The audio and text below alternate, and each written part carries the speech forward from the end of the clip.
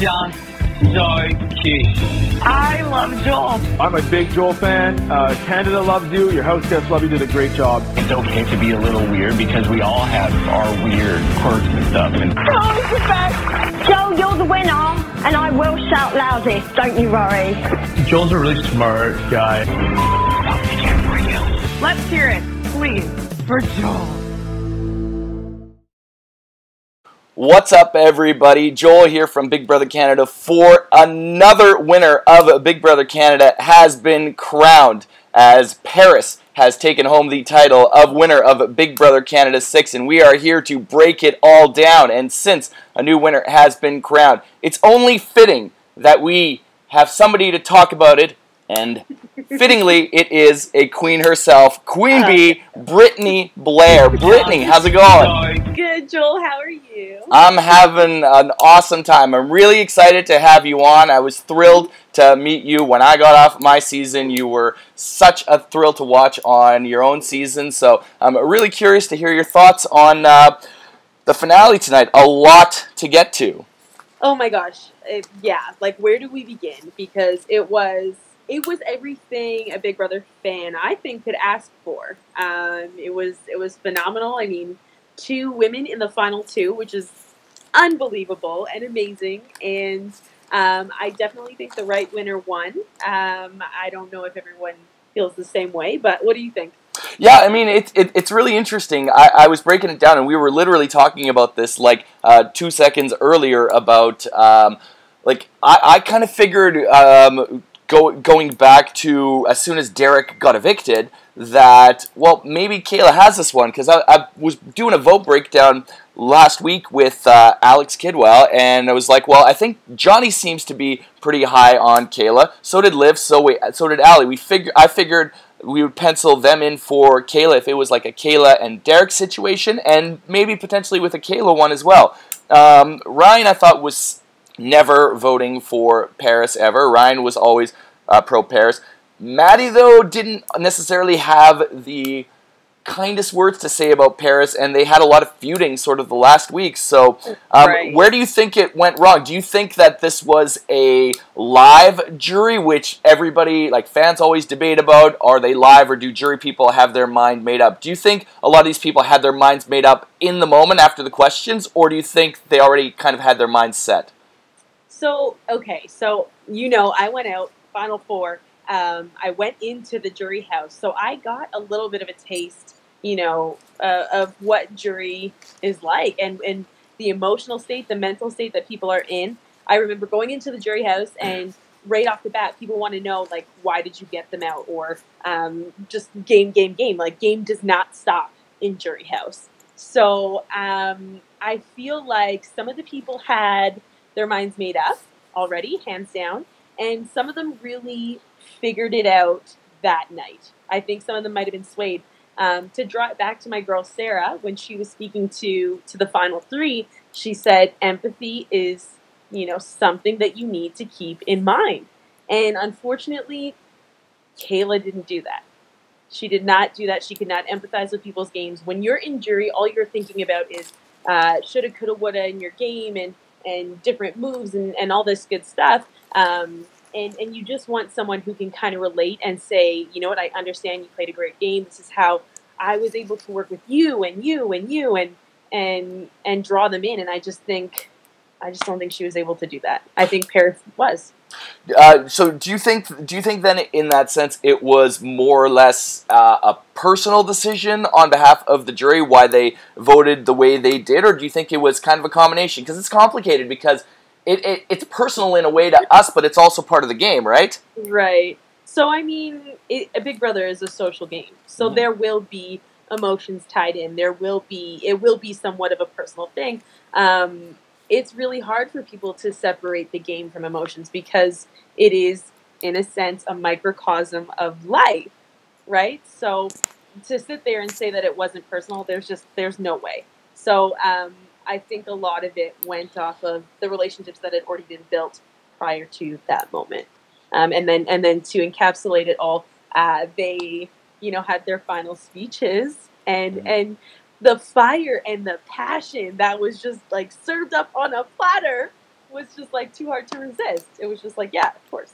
But do you think I was gonna get this to I was gonna get to this sorry. no, I was gonna get to this a lot later on, but since you brought it up, we might as well like tackle this right now since you brought it up. Yes. The fire, yeah, it was like super intense. It was just like they were breathing fire like something out of a cartoon. It was insane. But my take was like it definitely got my attention, but I don't know so much if Paris especially was actually, more so in her final speech, but in her jury questioning, particularly to Maddie's question, she was really about like, I cut somebody, she made a stupid move with this, she got into showmats and this, but I was like, I felt like it was kind of more bark than bite, if that makes sense. Like, she was yelling a lot, but was she actually making any good points, or was she just yelling? Like, I feel like it's one of those moments, like, you know, it's like you're at a concert or something like that, and you just shout out like the hometown, and everyone cheers, but it's like you didn't do anything.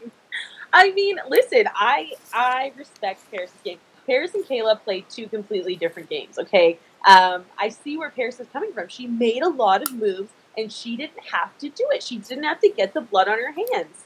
You know what I mean? So that's what she was trying to say. Also, the question that Maddie asked, which it's a very loaded question. What is awful about this person sitting next to you? It's like, what's awful about their game is essentially what she's asking. Yeah. That puts anyone on the spot, let alone someone who's fighting for $100,000. So, like, you know, I think she was just kind of trying to get it all out as much as she could. But I think that Paris is completely just in everything that she said, all the actions that she's made to get to this point. So, you mentioned earlier, obviously, me and you had experience being in jury, but for a limited amount of time. I was in there for, I think, about a week or so. You were there a little bit less than a week. Do you think that carried any weight to it, the words of those people who were in there so late and experienced more of the games of the final three? Did that carry more weight, do you think, than, say, Orion or some of the people that are the early members of jury? I absolutely think so. I absolutely think so, because I don't know about you, Joel, but going into the jury house, you feel the energy, you feel the questions, you feel the emotion, and people can be persuaded once they have a little clarity into the game, right? A little clarity that people who have been come out of the house a little later are able to give. I think people are open, they're receptive, and I think that it holds a lot of weight. A lot of weight. In a hypothetical sense, there was a lot of talk before the finale tonight about Kayla needed to cut Derek, and it was something that was talked a lot about going way back to season number 2 with the John and Netta thing, and that if John had cut Netta, which he did, he would have won, but if Netta had done the opposite, then she would have won, but if one of those people would have taken the other person, then they would not have won. Hypothetically speaking, if Kayla wins that last HOH, that last part, and cuts Derek, does she win the game, or does she still lose to Paris? I think that would have been the final straw. I think that's what they would have needed to see. She wasn't playing emotionally, and that really would have solidified everything that Kayla was and is in that house. You know what I mean? Like, she's very, like, balls to the walls, I'm just going to do what I have to do for the game, and that includes cutting my showmats. That would have been just like the one last nail in the coffin to really, I think, make the jury take a second look at her. But because she didn't win that final, because Paris took her, that changed so much. You know, imagine how differently tonight would have gone had Kayla taken Paris. Yeah. Could Paris sit there and say, well, I won this and I won that, and I brought myself to the final? I mean, I think it would have been a different story. Yeah, and I personally think that Paris probably made the best arguments for herself. I was kind of up and down on the way she was answering questions. Not that Kayla did all that much better with it, but her final speech, when she articulated everything, I think, really well, even with all of the yelling and passion and stuff. I was like, okay, you're actually kind of making points here about, like, she said something about wasn't nominated until day 50-ish or whatever. She wasn't nominated until about that point. She talked about winning when you need to, which is also a very good point and a good case that you can make. Like, I thought, like, her final speech, if anything, I don't know if she needed that, and she already had the votes locked up, but if anything, that kind of, like, put a button on her game, I think, really nicely, and articulated it, which is difficult to do when you're in the final, too. Absolutely. So let's talk about Paris a little bit more, because Paris is somebody who I've been kind of back and forth on throughout the entire season. One of the things that is always talked about, whether you are in Final 2 or once you get down to the end, is what was your big move? What was your defining moment? For you, Britnee, what was the defining moment that propelled Paris, where you were like, she's going to go deep into this game and potentially win? Is there a moment?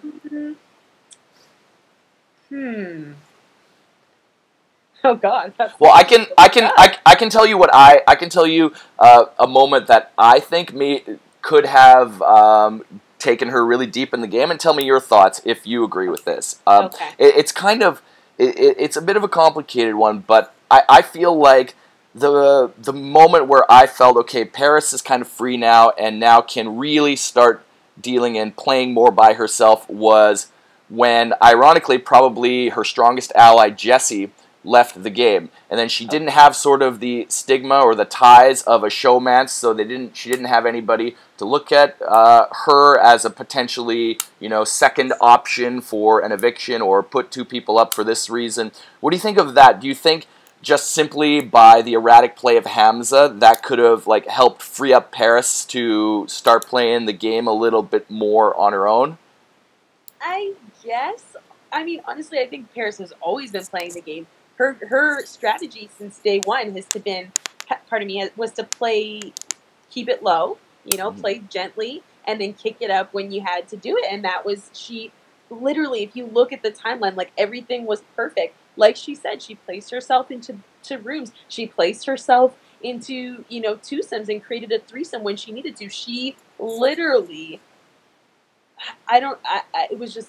she played beautifully, Joel. I don't know what to say. I don't think there was any big bang boom moment. I think it was just you slowly see her working her way up to this finale, this big boom, this kick it into gear and winning these comps when she needed to. I want to rewind just a little bit to a segment that was talked about on the episode yesterday, on the Final Four episode, when the Final Three had a chance to speak with all of the previous winners. Do you think the talk with the previous winners that Derek, Kayla, and Paris had any sort of impact on any of the Final Three, whether it maybe dinged a light bulb in Derek's head that maybe he should cut Kayla, or maybe it got some thoughts into Paris's head about what should I say in Final Two? Do you think that had any impact at all going into this episode tonight? 100%. I think that Derek kind of soaked it in like a sponge. He was really, you could see the wheels kind of turning in his brain, okay, I need to take this a little seriously. I get that this is a showmance, but I think they got his wheels turning. As for Paris, absolutely, she's a sponge. Do you know what I mean? Like she said, she's been watching this show since she was 11 years old. She's going to listen to what the winners say and take it all in. And I could see that she applied that to her final speech. 100%. Now, Kayla, unfortunately, I wish she would have taken a little bit more. I wish she would have utilized them a little more and their advice, because, like I said, empathy is huge when you're in that Final Two, and you need to connect with these people, and you need to show the social bonds that you have built the past 69 days. And if all you can do is come and say, well, I won this comp, and I won that comp, and I won this comp. Big Brother is not all about competitions. Big Brother is about, oh, yeah, I know that your brother was born on June something. Yep. You got this cousin. Oh, I know you broke your leg when you fell off of tricycle or something. Do you know what I mean? It's those little things that you can really bond and connect with people that are gonna ultimately get you bitter jury or not. Yeah, and that is an excellent point, because I feel like that is the stuff that really only a lot of the live feeders get, because that stuff is never going to make the edited TV show, right? It's not the most riveting and interesting thing to... It's like, I tell people all the time, it's like sitting down and watching a family at dinner time and hi honey, how was your day? What was going on with you? Oh, you did this? Oh, how's that guy at work? And so on and so forth, right? It's very... It's by far the least interesting thing to watch if you're a fan of the show, but it is probably those little minute things that really make a difference in the long run. Those personal connections are so vitally critical, and it's something that I think fans a lot of times really don't really miss out on, because they say, well, it's just a bitter jury, or it's just, they were playing the game hard. That matters. That's a part of the game.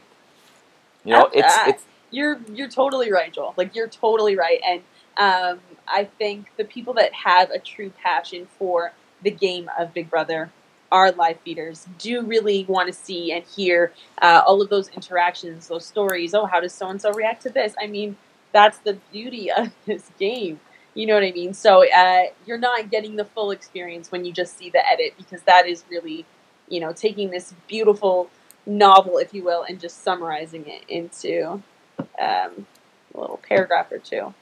Do you think, hypothetically speaking, even if Paris does not win the final HOH, whether it is Derek or Kayla winning the final HOH, is Paris still in that final 2 spot, in your opinion?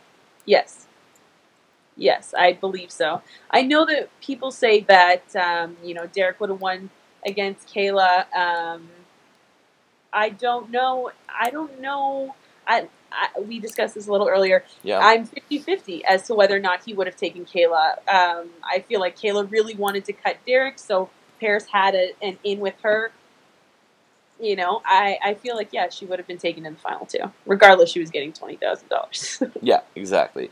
So, putting aside the Kayla and Derek's games individually for a second, I'm curious on your opinion. We've seen throughout Big Brother Canada, I think, much more so of late than in Big Brother US, the showmances do really well, or the big power couples or showmances do really well. We saw Ika and Demetrius make it to 4th and 3rd last year. We saw Emmett and Jillian beast it down the stretch. Derek and Kayla did it not necessarily all by winning comps. Obviously, they dominated during a stretch, but there were some points where they were vulnerable and they got themselves out of their situation. Where would you rank Dayla in terms of, like, most successful and all-time, like, powerhouse showmances in Big Brother Canada history?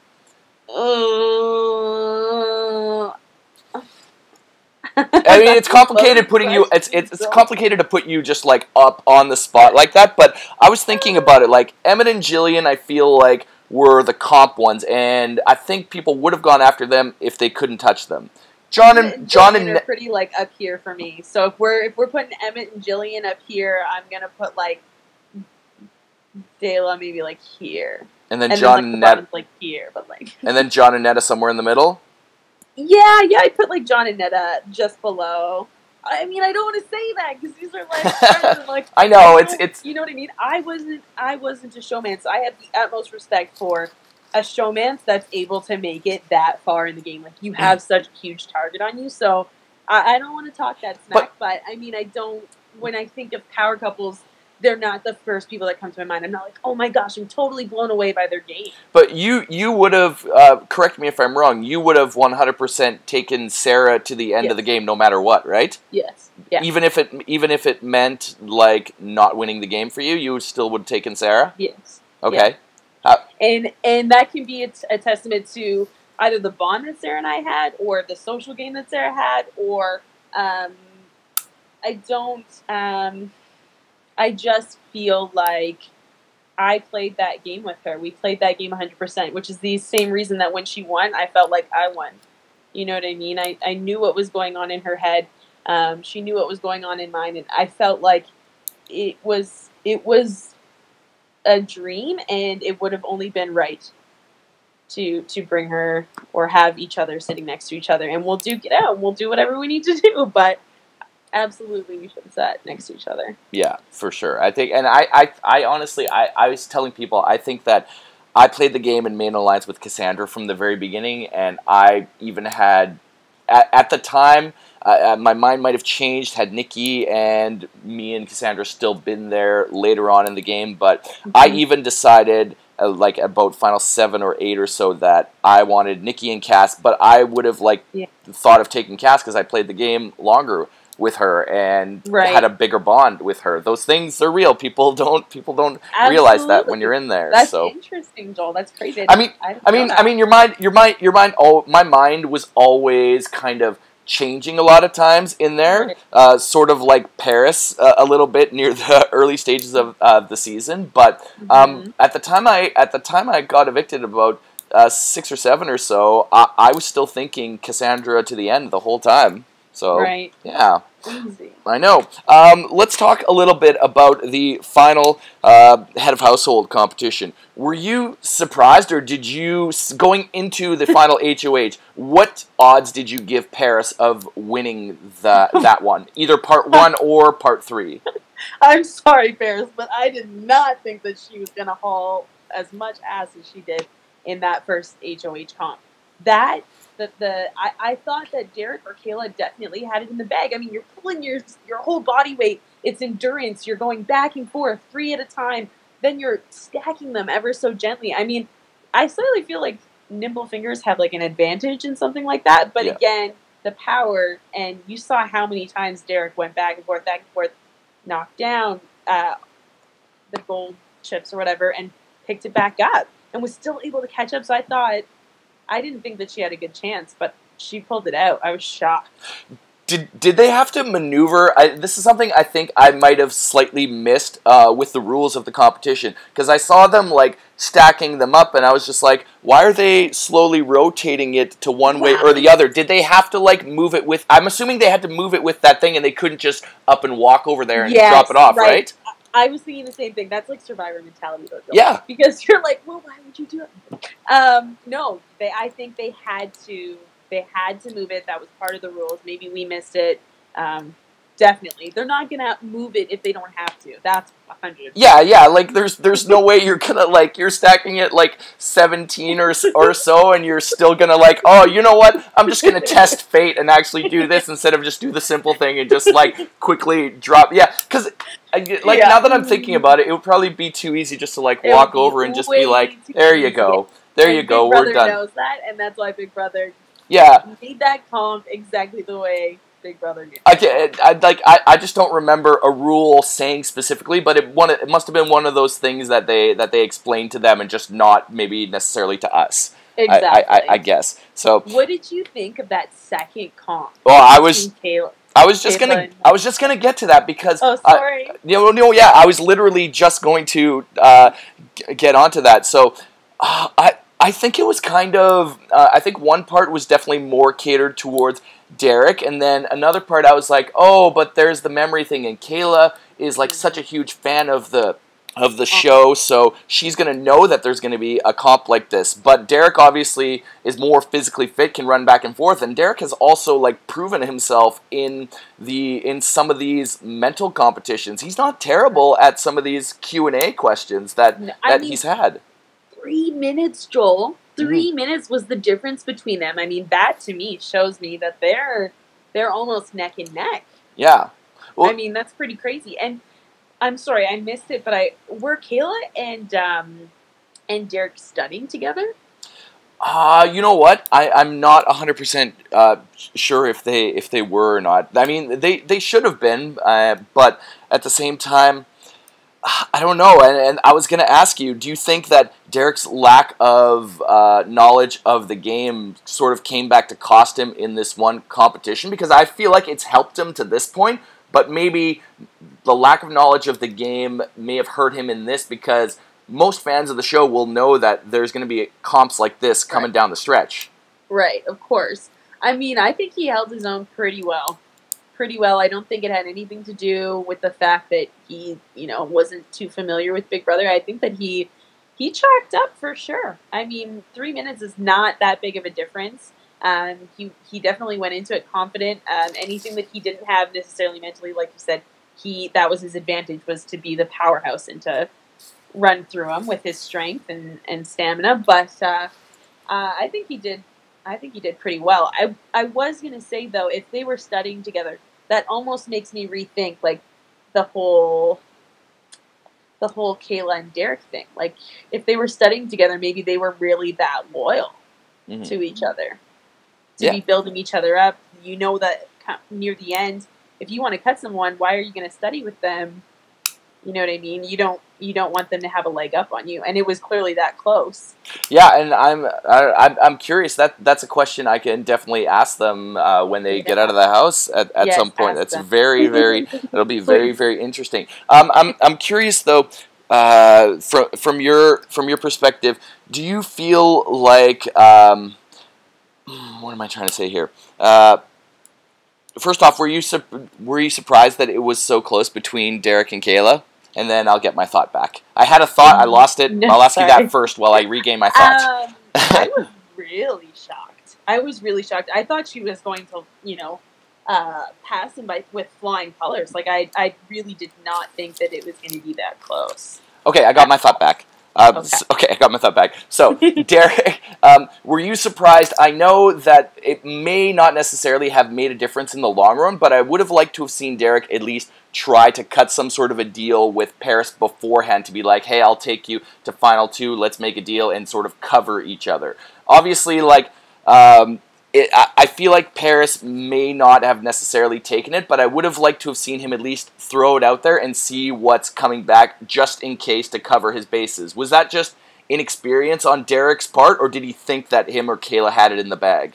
I mean, I think 90% of it was inexperience, because anybody would know you do have to cover all your bases. I think that he was so blindly, he was also so blindly loyal to Kayla that he really thought that one of them would pull through. They've been pulling through, you know what I mean? They won HOHs when they needed to back and forth there. He said he probably thought, why would this be any different?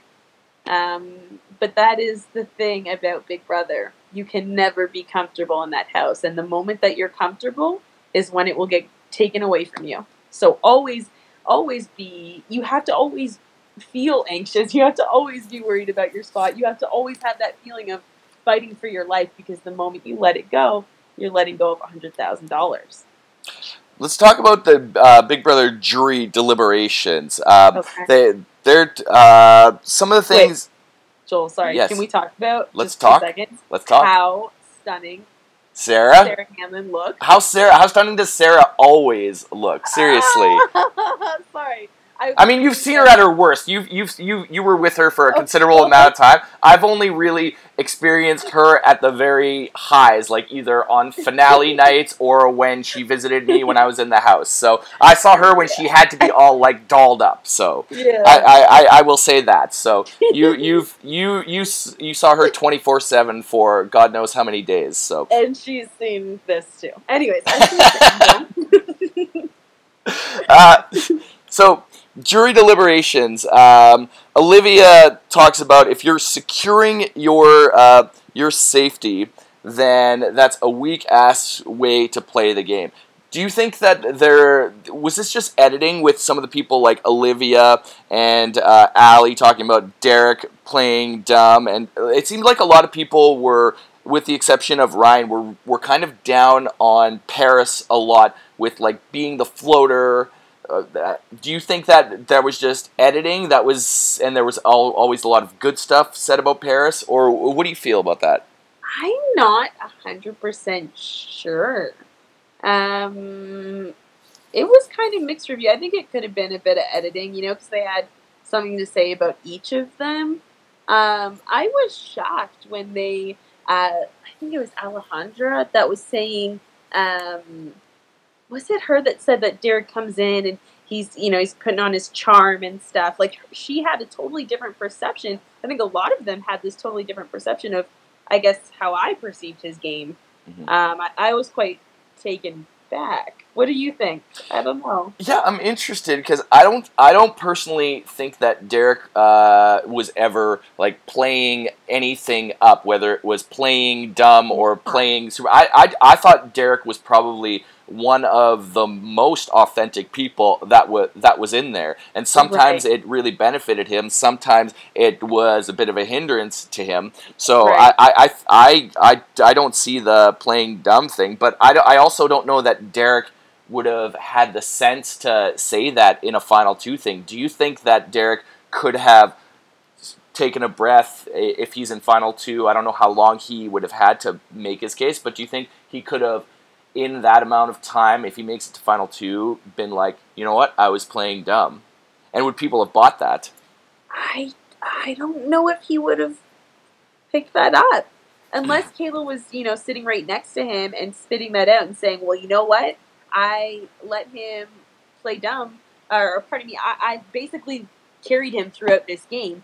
He would come back and say, oh, well, I was playing dumb. That's the only way I could see him digging that up. I don't think that is what he thought at all. But again, I'm not Derek, you know what I mean? But I don't see it. I would have loved to see what he had in him to do a Final 2 speech. I would have loved to hear what he had to say and how he could argue that he should win $100,000. Well, I was kind of breaking down Derek's game a few days ago, and we're going to get back to a bit of the defining moves thing again. Mm-hmm. I think, if anything, Derek maybe could have pitched when he talked Will down to throw that final 5, if anything. Right. I don't know if he deserves all the credit for that, but that video, which is rare that you show videos to the jury, but that was shown to the jury, and based on the way the edit had it, it looked a lot like it was Derek, the one that sort of manipulated Will into that, right? Which he did. He did. So if anything, if he makes that case, is that enough to get a few votes his way if he's in a Final 2 against whoever?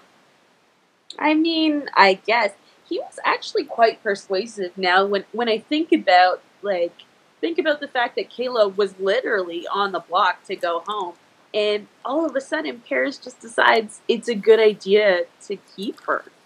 Like, what? I mean, he had a hand in that, though, right? Yeah. I think that his social skills were actually decently strong. Again, because he was just being authentic and being true to himself. I don't think that it was master manipulation or, necessarily gameplay. I think he's just that type of personality. He's charming and people get along with him. But in I would say those two moves, keeping Kayla around and, so saving his showmance and talking Will off. I can't think of any other really big moves that he did on his own, though. That's the thing. Well, one of the last interesting things that I noted on with the jury deliberations was, I think it was Sarah who brought up the point about, have you guys taken into account how much this will change their lives? Do you think that has any bearing at all with either this jury or other juries about whose life it would affect more and who needs the money more? Did that play a factor for you? Joel, 100%. Like 1,000,000%. I thought about, of course you think about how $100,000 can change somebody's life. How do you not? You think about how it could have changed your life. You think about how it could change their lives. And it's hard because how do you say that so-and-so deserves $100,000 or would change somebody's life more than another person? But I thought it was really beautiful that she really emphasized that and kind of almost like turned a light switch on to just remember it's not just about the game, though. It is going to fully change somebody's life. Yeah, see, maybe I'm a little bit colder than how some people actually thought, but that never, I mean, now looking back on it, I'm like, yeah, okay, I knew that it was going to be life-changing, whether it was for myself or someone else, but I never really took that into account. And the reason I don't think I ever took it into account was because I was like, I think no matter what we are, no matter what our social status is, and no matter how well off or how poor we might be in terms of like how much income we earn, I feel like anybody, whether you're playing Survivor, Big Brother, Amazing Race, anything like that, you all could use the money for something, no matter what, right? Even people who make millions could use the money for something, even if it's just like spoiling their kids or getting them to a really awesome college and then using that other money for something else. You could all need it to a certain extent for something, right? That's so true, Joel. That's actually, whoa. That's very true. I guess it's kind of weird how everybody perceives it or how everyone takes it in. Mm-hmm. I guess we're best at trying to kind of like think about it from our situation. We're almost bad in that sense of like projecting things. Do you know what I mean? Yeah. But I think that once you get to like final 6, you start thinking about like, who do I really want to see other than me with this $100,000? Yeah. That's a big one. Can you agree? Yeah, absolutely. Yeah. You just start thinking like, it's a weird feeling. I don't know. It's a really weird feeling. Yeah. Hashing through that. Who do I want to see with $100,000 more than myself? Yeah, for sure. Let's talk about part 3. This was, I think, for my money, and I've watched a lot of Big Brother, and I remember in pretty good detail the finales of Big Brother Canada, except for my own, because I still haven't watched the finale to this day. Someday I will get up the courage to watch it. But but I've seen a lot of these final HOHs, including last year with Kevin and Dimitri's, and most seasons even with the US of late. It kind of becomes anticlimactic because after about 3 or 4 questions, somebody is already like so far ahead, or like at least up by 2 or 3 questions that we already know. But this was not. It got to a point where I was like, oh my god, this is going to come down to a number. Did you think that it was going to come down to that? I did. I totally did. I was like on the edge of my seat. I could not believe how neck and neck they were. And then I was like, oh, do it. Oh, do it. That last question, just do it. Make it happen. And sure enough, I mean, it was everything, like I said, as a Big Brother fan, you can ask for. Yeah, I was like on the edge of my seat. There was a part of me at the very beginning when Arissa said the name of the competition, and it was like a talk about the jurors, and like my heart sank because I was like, oh, is it going to be like the US one where they ask the jurors and it's like impossible for you to like read the jurors? So, and then I was like, oh, it's not that great, and then like it went back up again, and then like every question I was like, okay, eventually like I thought Paris was going to win it, but I didn't think it was going to be like them right away getting it, right? And it wasn't like them thinking and guessing, right? It was like they had it every single time. And I don't know, were you like me? Were you almost like relieved in a way that somebody got it right and somebody got it wrong at the end? And the reason I say that is I don't want it to come down to like a random guess for a number to see who wins that final HOH. Just in the same way that in Survivor you don't want to see it come down to a rock draw if somebody like get out of the game like that. You want a definitive decision. You want a definitive answer. You want to know that these people know their shit. They either want to get that person out, or you know they know that answer. They know that day. They know what happened. Like absolutely, it was very satisfying. I will say, to just know like one put in the right answer and one put in the wrong. Yeah, for sure. So Paris wins the final HOH. What are your thoughts at that point? Are you like, Paris has this game won, or are you still thinking like, oh, Paris has to make the right decision here, or do you think she's got it won either way at that point?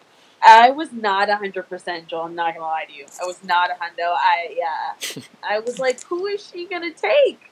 Who is she going to take? Like, is she going to stay true to this all-female final 2? Because that would be powerful and moving and amazing. But it, like, you know, doesn't happen.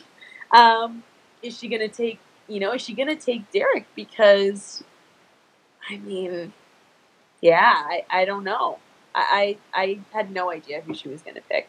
Part of me was a little disheartened because the savage in me wanted to see, Kayla and see her cut Derek, see her get that blood on her hands. But, yeah, I don't know. How'd you feel? I was honestly, literally, and I think I have this actually, like, written down as soon as Paris won HOH and then decided to take Kayla. I was like, oh, well, I think it's good for Kayla that she didn't cut Derek, because now she'll have Derek's vote, no doubt, like 100%, and that ended up being the only vote. And then I was like, well, she's still got Johnny, Allie, and Liv, so I was like, oh, it's almost like a blessing that she didn't win. And this was, of course, before we heard the jury questions and how people were talking, but yeah, in that instant, I was like, it's going to be a 4-3, but it's going to be a 4-3 for Kayla. I didn't think that it was going to be like a 6-1 at that point for Paris. Right. Yeah. I thought that they both had a pretty good chance. I knew that it was going to get dirty. It was going to get gritty. I had no idea, Joel. I had no idea.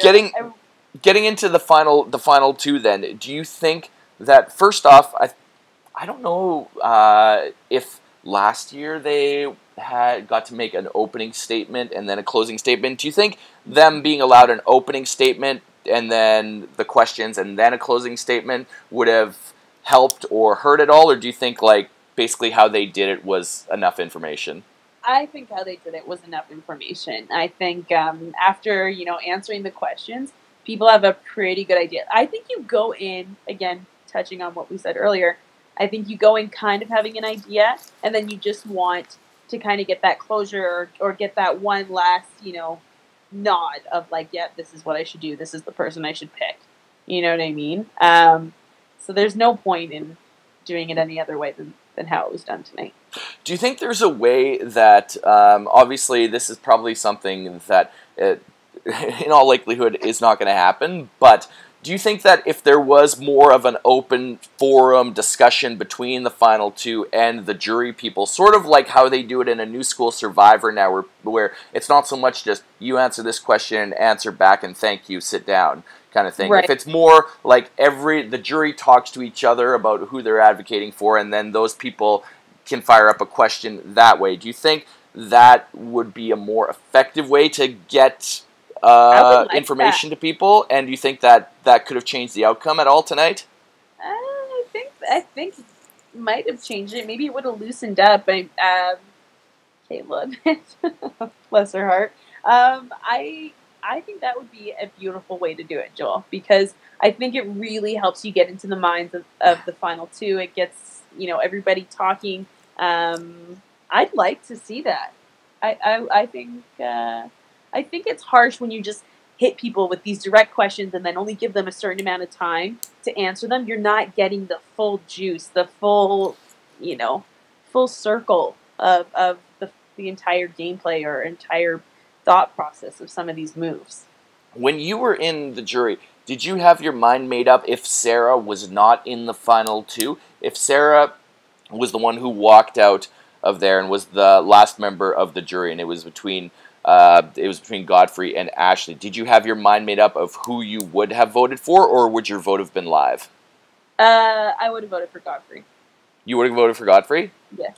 Do you think that advocating for people in the jury has any sort of an impact whatsoever? Because from my season personally, Jared and Raul, and the edit kind of did a lot on our jury deliberations, but they were really pushing hard for Kelsey, and a lot of us were shutting them down, and we were like, you know what, don't tell us what to do, like, just stop. We were there for a long time. We know Kelsey's game. We don't need you to, like, advocate for your best friends in there. So it was almost like a turnoff and a bit of a hindrance for Kelsey's game when these people were advocating. And I seem to remember some people in your season saying that people like Bruno and Bobby were speaking really hard for Godfrey. Did that hurt Godfrey's chances? And do you think that being too vocal for one person is a hindrance? Because you were obviously like advocating hard for Sarah your season too. Of course.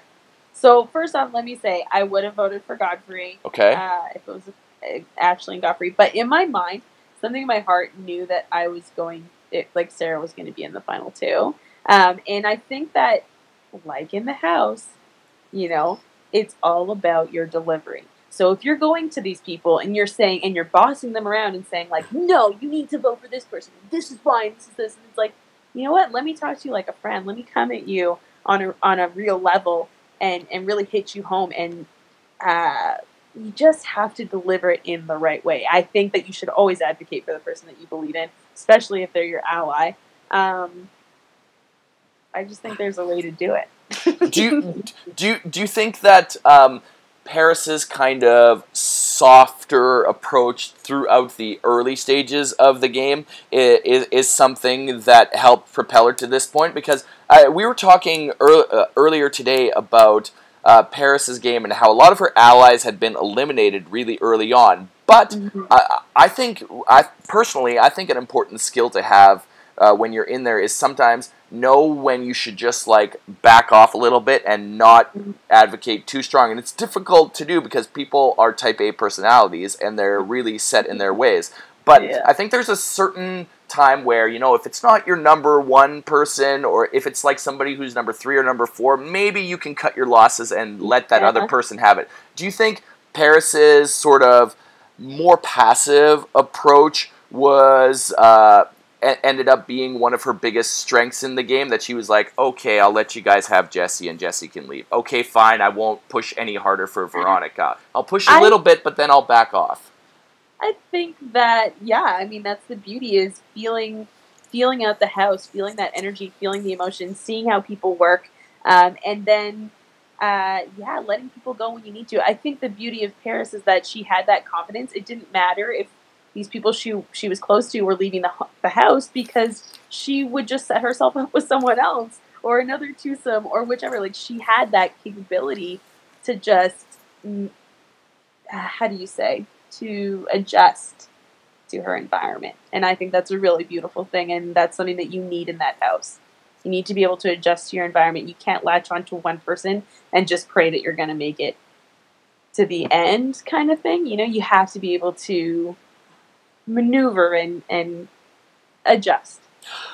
One of the interesting things, and I thought originally once Derek got evicted that because Kayla didn't cut him, that Derek would have voted for Kayla, but then there was a point, and I don't know if I'm alone on this, and you can tell me if you thought this too, but Kayla was talking a lot to the jury when she was answering questions about how she was going to cut Derek, and she knew, and she just didn't get the opportunity, and da-da-da.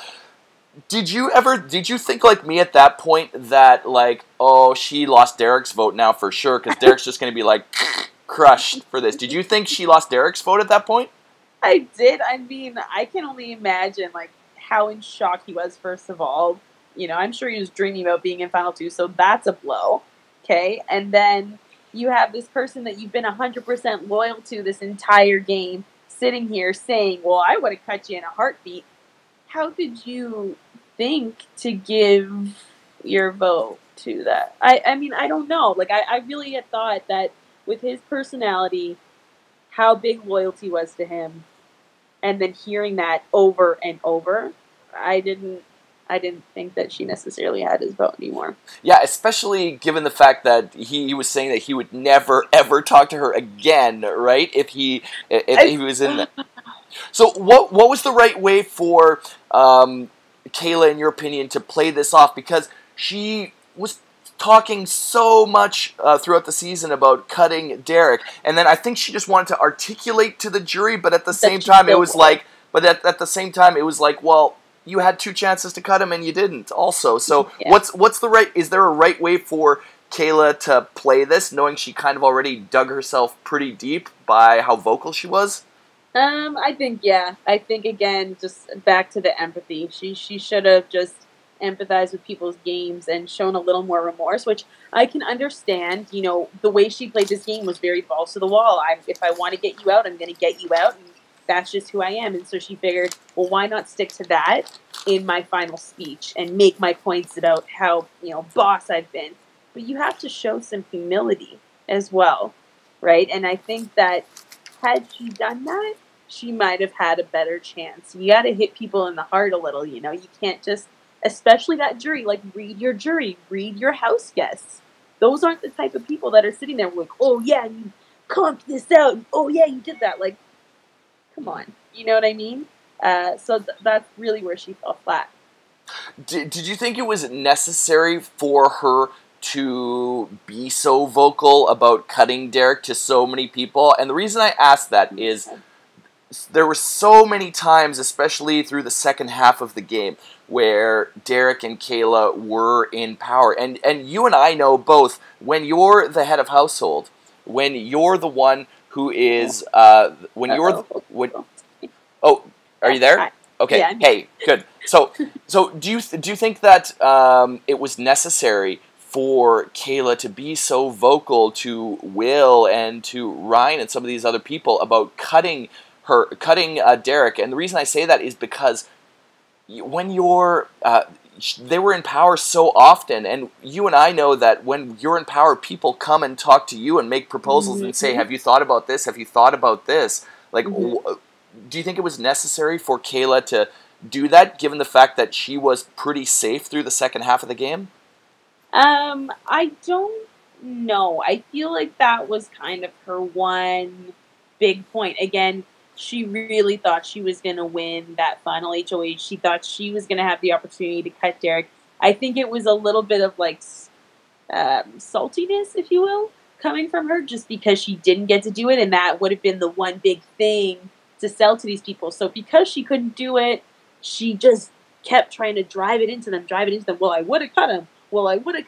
But as you said, she had plenty of opportunities. So I think she could have maybe snuck it in there in the speech, but to go that hard and constantly repeat it and really try and drill it in, no, I don't think that was necessary. Yeah, I think if anything, I feel like just because in my opinion, she unnecessarily was vocal about it to people instead of keeping it more to herself. I think it's one thing to sort of cover your bases, but like I said, when you or somebody who you're with is in power, people come to you and are desperate with you and want to cut deals and want to like reveal a lot of information. So I almost feel like her best move was just to like, kind of like what John did on his season. John never talked about cutting Netta ever throughout the game. John was never vocal. Were all so shocked. That's why we were all like, our jaws dropped when that happened, right? But I'm sure there was a point in the game. It wasn't just a snap decision right then and there in the moment that John was going to cut Netta, right? He was like, "Listen, this is the moment I've thought." Yeah, he's definitely had thought about it. He definitely thought that. I'm sure you could. Yeah, so I think if anything, Kayla was just like a little too. Maybe it's that East Coast spirit thing that it's hard to keep things really close to yourself and just reel it in and just keep it to yourself. But like, have the thought in your mind, but don't. It's like she said the loud part quiet and the quiet part loud, and Actions you know what I mean? Louder than words, Joel. Actions speak louder than words, and just lead with your action. You don't need to talk it up, right? You just got to do it. Yeah. So, the final speeches. What were your thoughts on both of those, Paris's and Kayla's? Do you think that before the final speeches they still needed to? They both still had a chance, or do you think it was almost locked in before the final speeches? It was locked in before the final speeches. Like, let's be real. But Paris answered her questions eloquently. I mean, she did a great job. She was empathetic. She, touched on the points she needed to touch on. She spoon-fed it to the jury without calling them babies. Okay, you know what I mean? Like, she gave them everything they needed. Whereas Kayla, I mean, the questions were brutal. The answers to the questions were a little brutal. And then to finish it off with just one last dagger in their hearts, with the final speech was just like, meh. What did you think about the whole finale altogether? Because I kind of have a differing opinion. I thought it was great that they kind of got to the point right away and didn't distract us with all these other things with product placement and board games and things, which we've seen so much and which I've talked. You didn't like that, Joel? I'll be honest. When I see a promotion about, hey, lines will be drawn in the sand, it's a double eviction like no other, and then the first 25 minutes or so is a L'Oreal makeover. Yeah, I'm a little bit like, what's going on here? When are they gonna like get to the stuff? Because I watched live feeds this year and I saw some of the gameplay that was happening, and I was like, there's gamers in here. Why are we watching a makeover? Right. I mean, I like the product placement.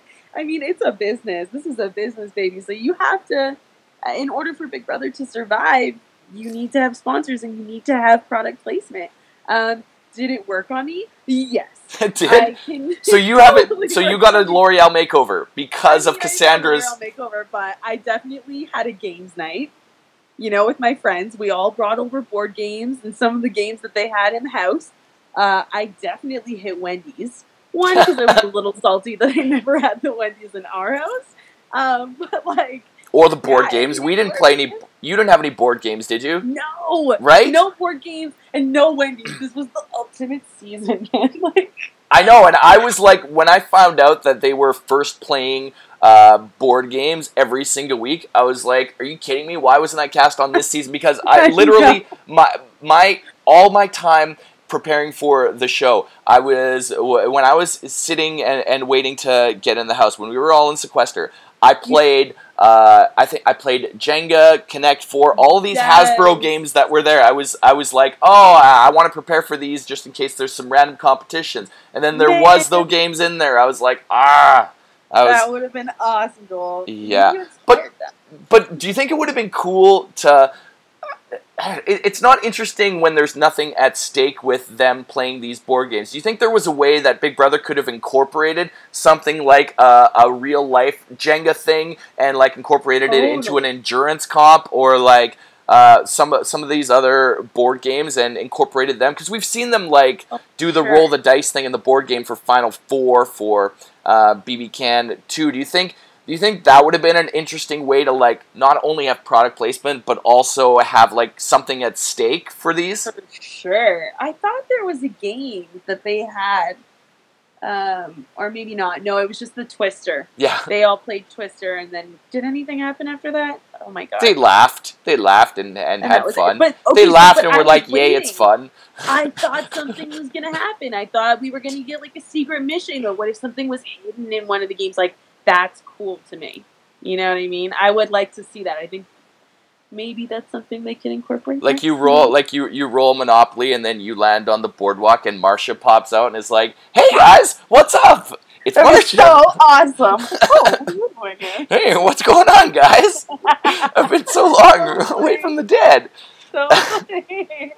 One of the things I really liked about, especially after the jury questions and stuff, was the way that everybody got some screen time. And this is something I criticize Big Brother for a lot, is that the people that were the pre-jury people, they're just as much a part of the Big Brother family as everyone else, right? Whether you're in there for a matter of hours or whether you're in there all the way throughout the end. And yeah. I was very impressed, and I give Big Brother Canada a huge thumbs up for this, for the fact that everybody not only got like a little feature packet, but they all got questions and were talked about. What did you think about that? I really love that.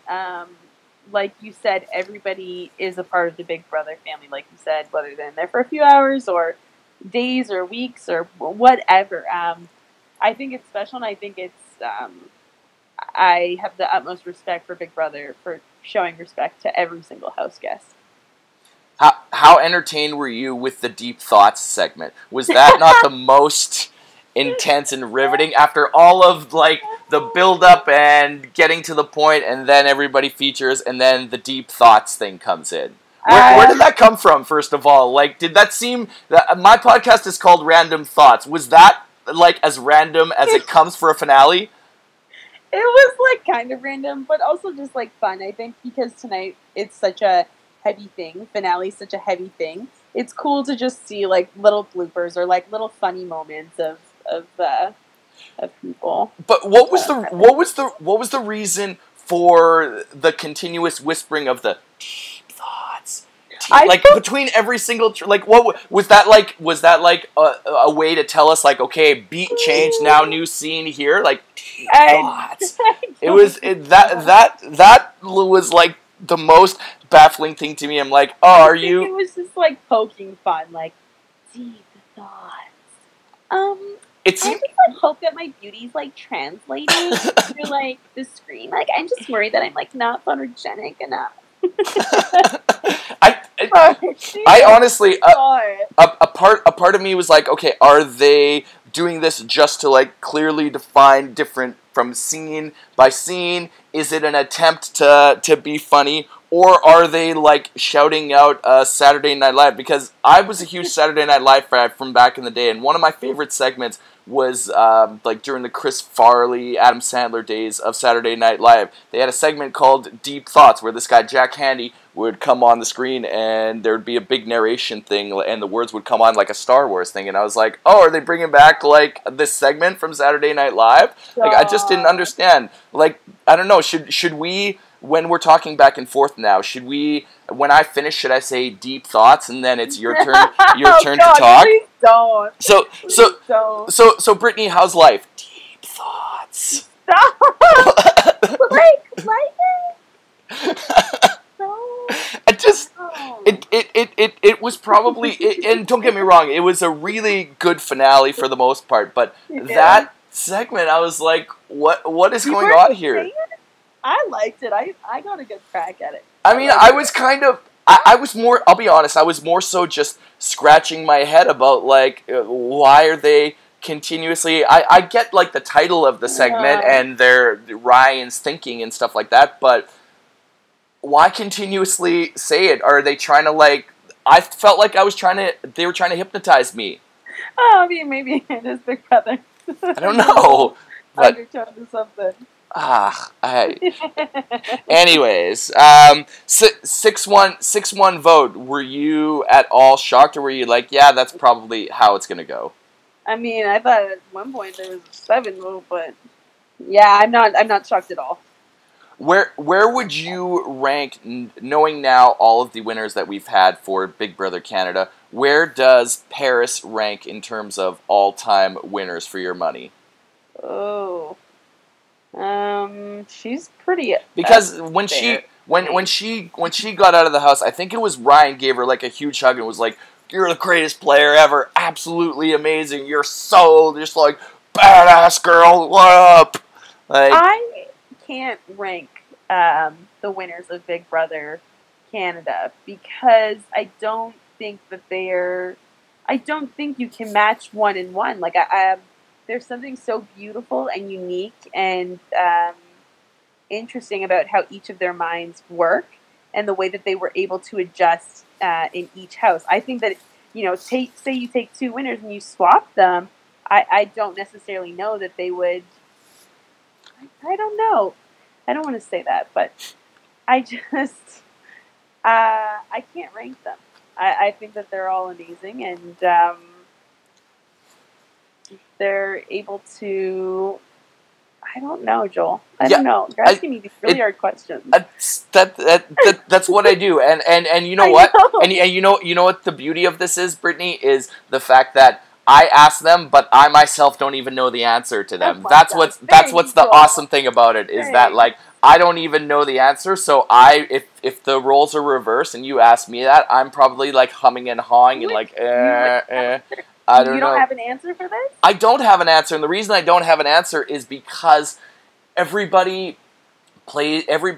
lot of the winners so far have gotten there a different way, whether it's by winning a lot of competitions, or some of them it was by being really super nice and friendly. Some of them have won some of them have won just by, staying under the radar and knowing when the right time is, kind of like Paris, to swoop in and a bit of a sort of timing thing. So they've won through different ways, but I feel like every single winner has had some components of the game that is important, with social, strategic, and comp wins as well. Nobody has just like solely just one sort of thing on their resume. Everybody's had a small bit of everything. Some have had, I think, more well-rounded games than the others, but everybody's had something of everything.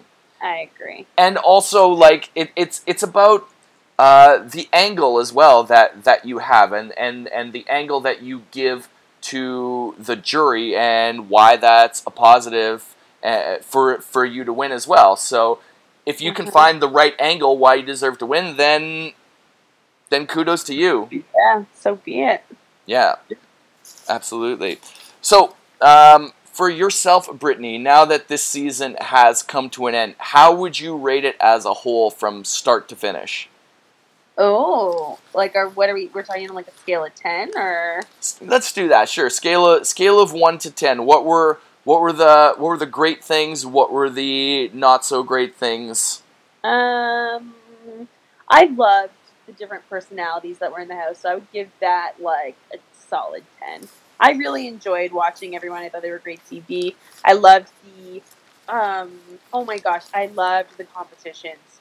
Oh my gosh, I look forward every week to just seeing like what the different comps are, because they're just so like imaginative. Like it's were you not blown away? Yeah, I was relieved actually to not have to compete in some of those, particularly like that staircase one that they had tonight. I was like, I would have lost my mind if I had to do any of those, because you get one wrong and you're just like absolutely shaken and panicking, right? Absolutely. I mean, just what an incredible set of minds to think of some of those comps. I just, I'm like totally blown away. So that would be like a 15 out of 10 for me, the comps. All in all, I would give this like a solid 9. Yeah. I mean, nothing is perfect. Sure. No one is perfect. But I really enjoyed it. And I don't know if you're the same. For a bit, it's hard to watch Big Brother the same. Sure, yeah, absolutely. But I'm grateful that this season allowed me to just really like fully invest and really enjoy. So I don't know. What would you rate it? Yeah, no, I would give it about. I mean, the only criticism, but I can kind of understand it to a certain extent, is the amount of product placement. It's not that I don't understand, because I worked in the radio industry for 5 years. I know all about, like, you need to pay your bills, so you need to be like, well, this portion is brought to you by this and stuff. But I think my only thing was I didn't want it to necessarily. I thought it kind of went on a little bit longer. Like Ryan's whole skip the dishes and him bouncing on the trampoline and like, I ordered this. I ordered this meal. I'm so excited for this. Oh, hello, Mr. Delivery Man. Can I have my food? This food is just the most delicious food ever. Thank you. Hey, Skip the dishes is the best. I just thought, no, I love Skip the Dishes too. In fact, I ordered Skip the Dishes for dinner tonight. But nice. that aside, I think there's a way to do it where it can just be, like when you're shouting out sponsors. You can, like, when we were talking about when we won HOH from The Brick, we didn't say, like, I love The Brick, Mike Bell from The Brick, this furniture is good, come to the tent sale, do this as well, and don't forget this sale, and don't forget they've got a new Chesterfield, and don't forget they've got a new stereo system, they've got a new TV. In some sense you did, yeah, for sure. When you're in the, like, as HOH, I love my new such and such from The Brick. It didn't drag on for like 5 minutes about the segment. No. It was just like, you know what? I liked my chair. The Brick is great, and that's it. Well, like that's all we needed. I feel like it's at the end of the day. The Brick's awesome though. TV, Joel. It's reality TV. Yes. Things get campy and kind of corny, and like we're kind of like, oh god, is this really happening? But like at the same time, I'm eating it up. Yeah. Okay. Like that's just it's hand in hand. Product placement, cool. I guess, like I said, it worked. I guess if anything, I just would have liked to have seen it more on, like, you know how Arissa afterwards is like, furnishings provided by The Brick. Like, I think they could have just added more of those small little ads in while the episode was airing, instead of like, there's a double eviction, so let's do a makeover for 20 minutes. And let's have everybody look like Cyndi Lauper. Good job, guys! Yay! But not taking anything away from Cyndi Lauper. Cyndi Lauper is freaking phenomenal. Let's be real here. Okay, but that aside, for putting the product placement aside, I would rate the season really high, because I feel like there was Robin always does an amazing job of finding a great cross section of Canadians from like coast to coast. That I'm not shocked by any means. But what I liked is that I felt like this season in particular, there was so many people that were trying to play for themselves, whether it was Ryan's game, Paris willing to like sacrifice Jesse and Veronica and some of those people. Kayla talking about cutting Derek. There was more people playing individually for the $100,000 and caring about that more than anything. And that was, whether it was good moves or bad moves, I feel like everybody there was always looking out for number one. Yeah. And I don't necessarily see that on that season. So that I can absolutely give like a 10 out of 10 in terms of the desire everybody had in there to try and play the game. And yeah, in terms of competitions, for sure. Competitions were, I'm thankful I wasn't in a lot of them because they were, a lot of them seemed so out there and complicated that I was just like, wow, no thank you. I'll take a pass on that one. So God, I was like, get me in there. Yeah, well, how many comps did you win in your season? You won a few, much more than I did. Quite a few. You quite a few. Thanks for letting me down easy. You're so gentle with that. I had one HOH that I didn't even like win on my own. It was between me and Mitch, but whatever. I have it under the rules. I've got an HOH under my belt, so that's all. That's all that matters. That's all that counts. So that it is what it is. But yeah, as a whole, I mean, given the fact that we didn't even know there was going to be a Big Brother Canada, at this point last year, do you think, given this season and a bit of the resurgence that we've had, do you feel there's a good chance we will have season number 7? And I mean, I hope so. Yeah. Yeah, I 100%. I think that, I mean, I don't really know the stats on this year, but I think, I guess all I can do is hope as a Big Brother fan. Like I said, and like you've said, this season gave us kind of, that taste, that Big Brother that we wanted, that we've all been kind of like yearning for a little. Yeah. And so why not bring it back for season 7?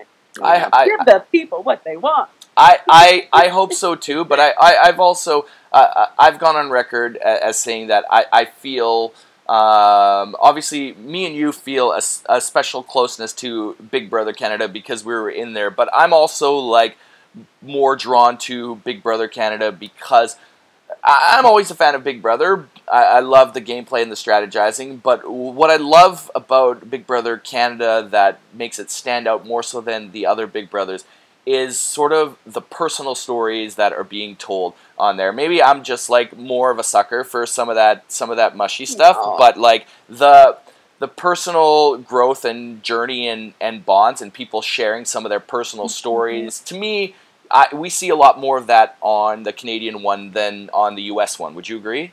100%. And I find that in Canada, it's not so much these stereotypes, but people that, like you said, you can connect to their story or, learn more about different cultures and different people's habits. And, there's something really beautiful about it. And, I don't know, I mean, I'm sure it's the same, but people really feel like connected to you. You watch somebody 3 days a week, and you really learn about their life, their loves. You've seen them struggle. You've seen them at their highest points. Like, it's unlike any other reality television show, as far as I'm concerned. It's just such a deeper connection and, a deeper love. Who were some of the big standout characters for you that you would love to see back on this season? If Love there was Hamza. Hamza? Yeah, I liked him. I just felt like I wanted to see more of what he had to give. I also really loved Erica. Such a boss woman, and would have loved to have seen more of what she could give. Who else? I liked Marin. There were some good characters, and what's interesting is that you're mentioning a lot of the ones that were voted off pre-jury. A lot of the people that, and it's rare, I think, in the Big Brother circles that those kind of people are the ones that kind of stick out in people's minds. a lot more. So that's really interesting because those are some of the names that pop out to me right away too. Yeah, right? Yeah. Do you have any other ones to add? Well, I mean, an obvious one is I honestly, I think you can make a case for a lot of them. You could bring back Derek again and say, like, how can you play without Kayla? And now that you've learned a little bit more, you can also be like, well, Kayla, maybe can you soften up a little bit and maybe see how you can play better. I feel like it's interesting because there's a lot of them that have a certain angle. Even Ryan, like your super fandom, what would you do a little bit differently this time around? Live in Allie's alliance, right? Like, what could they do differently? So everybody's got an interesting angle. The 2 or 3, and Johnny as well. Like, Johnny got himself out of an insanely deep hole when Kayla was HOH and somehow was able to sway everybody to vote Ryan unanimously out. Like, that to me is one of the most epic flips that I can think of in Big Brother Canada history. I just wanted to see him execute it. Like, I feel like it was just too late to see him kind of, like, turn on that, like, devilish, whatever he was ready to unleash. So you're right. I think he is also somebody that I would like to see how he would do, play the game differently. Yeah, for sure. One question I forgot to ask before we wrap up here, Britnee, is we've seen, once again, another showmance really dominate the game. Not only dominate sort of the spotlight, but also dominate the game down the stretch. We've talked about how often this has happened in Big Brother Canada history. Do you feel almost like eventually it's going to come a point, and I'm going to compare this to myself. Like, when I walked into the house, everybody was like, oh, watch out for, all the fans were like, watch out for the glasses type of people, watch out for the nerd people, watch out for the Ians, watch out for the Steves. So like, Joel is and since we've seen, like, Ramses get voted off really early. We've seen, we saw Cameron get axed super early simply because of his personality, and people were like, we can't let a Steve or an Ian or some of those people win. So we've seen a decline in my quote unquote archetype, even though I hate the word archetype because we're all our own individual people. But do you think that could happen with showmances in the future of Big Brother Canada? That simply on principle, because people will be like, well, Ike and Demetrius, Emmett and Jillian, John and Netta, Derek and Kayla. Do you think people, as soon as they see two people connected, will be like, that's it, no chance for you? But, like, you would think that would have already happened by now, Joel. Right. And there are those people in the house that do that. It just depends, like, how strong your showmance is. And, I mean, that's already a thing. That is already a thing. It's just, I don't know. Yes, to answer your question, yes. I know what it's like to be in the house and, like, look at Godfrey, this isn't Lover's Spoon, it's like kind of thing. So it's just like, I mean, people already know. You see a connection, you kill it right then and there, because they're capable of being the Emmett and Jillian, being the Derek and Kayla, being, I mean, it's just, yes. Get rid of the showmances. How do you think Derek and Kayla were able to pull that off this season? Was it just like people waiting too late, timing wise, to get them out, and then when they were thinking about it, they just couldn't touch them because they were winning, or do you think it was something else? I don't think that Kayla and Derek, for a minute there, at least from what I could see, led on as to, like, how deep their connection really was. Like, it was just playful, but Kayla would still kind of talk her own game, and Derek would kind of do his own thing. So I thought that was really well played. Then it was just too late. They just started winning. Yeah. So many things, so many competitions. It was just like, oh, well, guess we should have got them out. And then when they had the opportunity, still didn't. But I mean, it worked out for Paris. Yeah, and it's easy for us, obviously, sitting here on the sidelines to be like sort of the Monday morning quarterbacks and be like, well, clearly this person went far, so obviously, clearly they made it all the way to the end, so they were dumb for doing this. So, like, why could they not see that? We were sitting at home watching all the conversations, and they weren't privy to it. So, like, it's it's very easy for us, but we'll see. I'm like you.